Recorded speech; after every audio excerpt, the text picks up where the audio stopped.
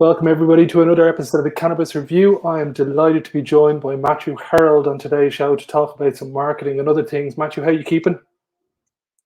It's great to be here. I want to just thank you so much for having me on. I'm excited to talk to you. It's great to have you on. I've been following your work on LinkedIn. It's some great insights you've been providing for the people on LinkedIn. So great to finally chat to you. Let's kick things off with basically you just explain to everybody where you're at. I know you're the marketing director of Good Feels, maybe how you got to that position and how you got into the cannabis industry real quick. Yeah, sure. It's been a short but also long road at the same time. A lot of action. So, a few years back, I had a major life change. I actually lost my father in a bicycle accident, and I delved into guardian caretaking for my mother. So I had a ton of responsibility. I left a career in health and wellness and got a really close-up view of some of the stigmas against cannabis within the traditional and conventional medical spheres when my mother was misdiagnosed. And I presented cannabis as a solution. They were trying to come up with diagnoses like dementia and then Parkinson's. And really, it was adverse reactions to the medications they were putting her on.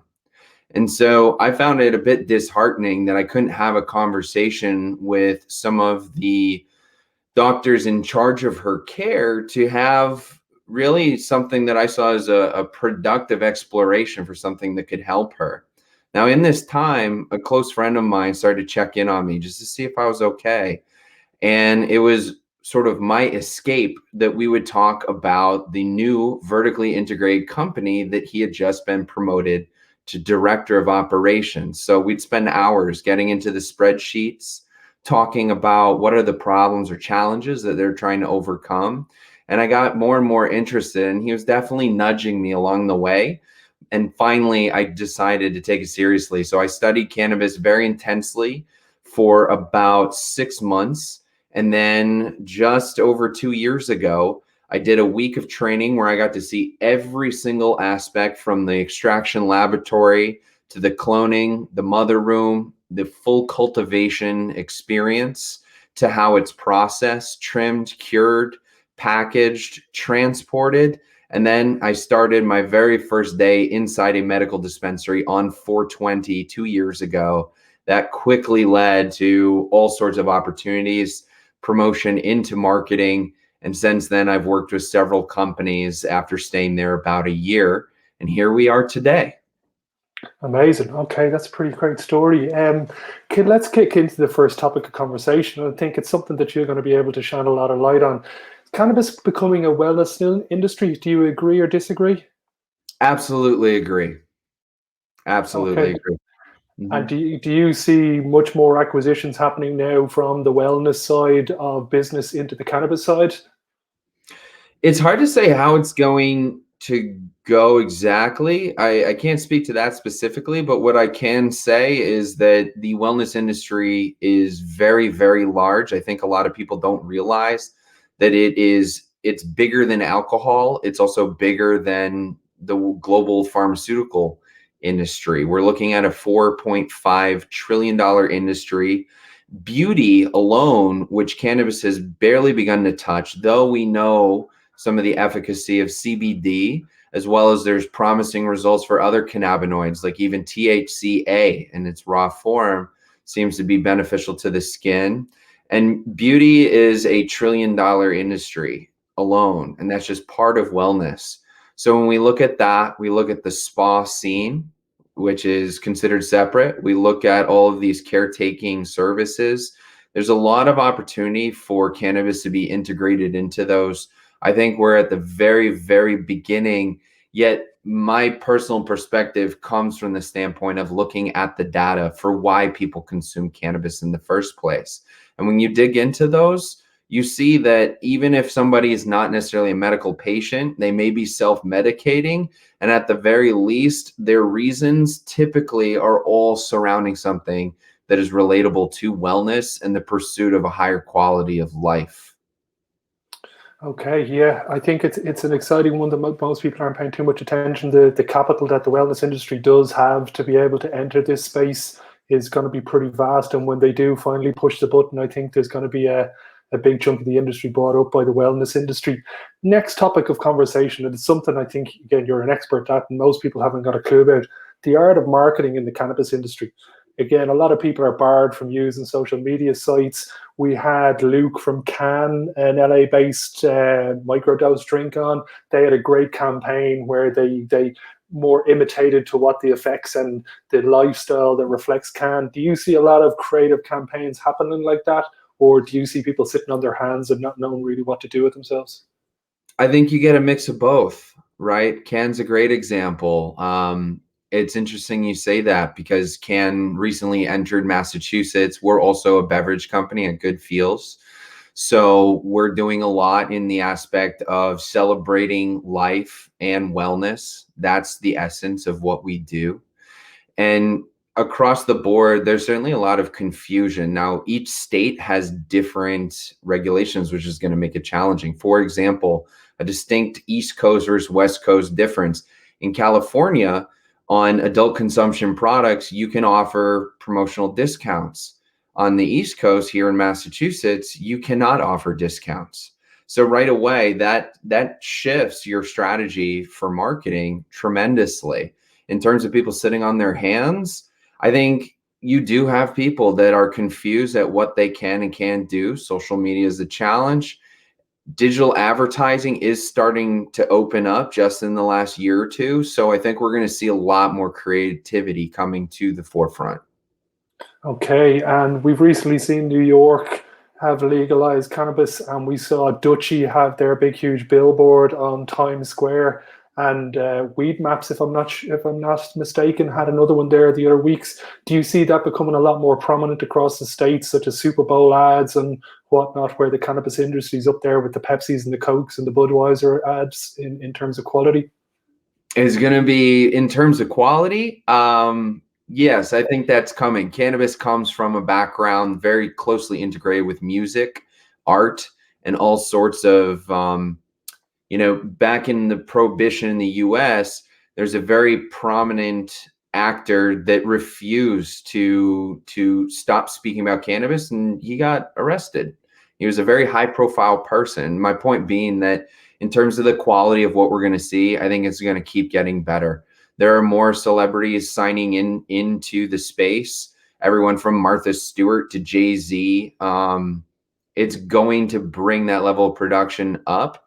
And I have to say, I can't wait to see the first real cannabis Super Bowl advertisement in terms of a brand representing itself, providing something inspirational, the same way that alcohol does. Yeah, no, I couldn't agree with you more.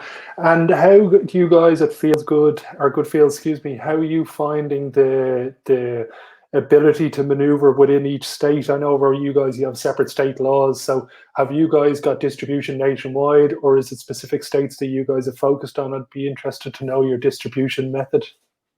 Sure. So we're in the middle of launching in Massachusetts, and we've already had conversations because the interest is there of whether or not we want to be in other states. Our focus is going to be similar to what some other companies have done to be successful, which is we're going to hone in on getting really strong in Massachusetts. We are a Massachusetts born company. And so we're going to focus on connecting with our local communities, educating them on our product, as well as we want to give back to the community. Our company just converted to 100% renewable energy. All of our employees start at $20 or higher. That's entry level for us. And we are doing a number of other things like converting to all plant-based materials to set the tone that when we look at life and wellness, it's more than just you as a person, but feeling good about all the things that you're doing outside of yourself. And that translates back to your own wellness. So in terms of our strategy, we're trying to start local with ourselves and the people around us. And then over time, we're going to look at what are the best ways to go state by state. What I can say is it's really important to spend some time before doing homework, looking at those regulations, because they are going to be distinctly different in some very important key points especially when it comes to marketing. Yeah, due diligence, I think, is paramount when it comes to setting up in the cannabis industry, regardless of the territory at the moment. One of the things I actually is pretty impressive is the way you guys do treat your staff and some of the policies you have. I think one of the great things about the cannabis industry, there's so many creative people, and it breeds a certain mindset to get into this industry in the first place, because you have to chase your own tail. There's no clear pathway to success. So it's always great to see companies investing in their staff and bringing them along on the journey, as opposed to kind of profit, profit, profit. I think the cannabis industry is going to be a great way to lead in terms of social equity and reinvest in profits into the community. The last thing I kind of wanted to bring up at you was, it's a bit of a random one now, and I'm just interested to know what you do. If you had $10,000 as a startup for a marketing budget, what are the top three things you'd recommend to any startup? You don't need to go into too much detail. Just give the maybe top three bullet points of what you think 10 grand would get you. Sure. I think for one, starting to, there are a lot of companies that don't invest in their own brand.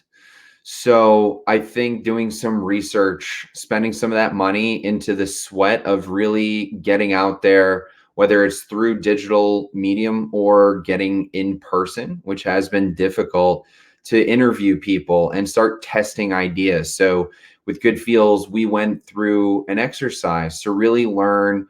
We had all these parts, right? And Jason, who's the founder, is a tremendous person. So is his whole family. His wife is, they think very similarly. And that's why I'm on board, because I think the same way. I think brands can really hone in on understanding who they are, what they're providing, who are they providing for, and getting that down to an essence so that it's only a few words long. When you do that homework up front, it's going to guide the entire marketing plan. From there, I think we're in the age of content production. So you're going to need to have a story, whether that's investing in the time to film and photograph whatever you're doing before you launch, whether it's working with creatives to build out something that's exciting and entertaining and delightful for people to engage with. Those are the things that I would invest in. I would invest in relationships, also in educating people who are within the industry, forming a relationship with dispensaries, with retailers, holding in on-site trainings as COVID starts to shift back perhaps to a more normal way of life. That's going to be extremely important. And investing in those materials, like what's something someone can hold and bring home with them that's not only going to provide them value and tell your story, which is inspiring, it's also to educate them on how to have the best experience when they consume cannabis. Safety first, and always about how do we make it so it's most enjoyable and going to raise up someone's quality of life. That's something that's always very important to me. And I think when we exude that as a company, people really resonate. They feel that they're cared for, and that's going to be a real ingredient for a successful company. Amazing. This has been hugely informative and a great discussion to have with you. Anybody wants to know more about Good Feels, the website is there below on the screen. I highly recommend you follow Matthew on LinkedIn. He's a daily source of information and positivity that's well much needed in sometimes a shit show of misinformation. So it's been great to chat to you, Matthew. I hope we'll get to chat again before the end of the year, and we've got lots more to discuss on a positive note. Thanks for having me. This was a lot of fun. I'll do it again anytime. You take care. Have a great day, everybody. We'll be back again soon.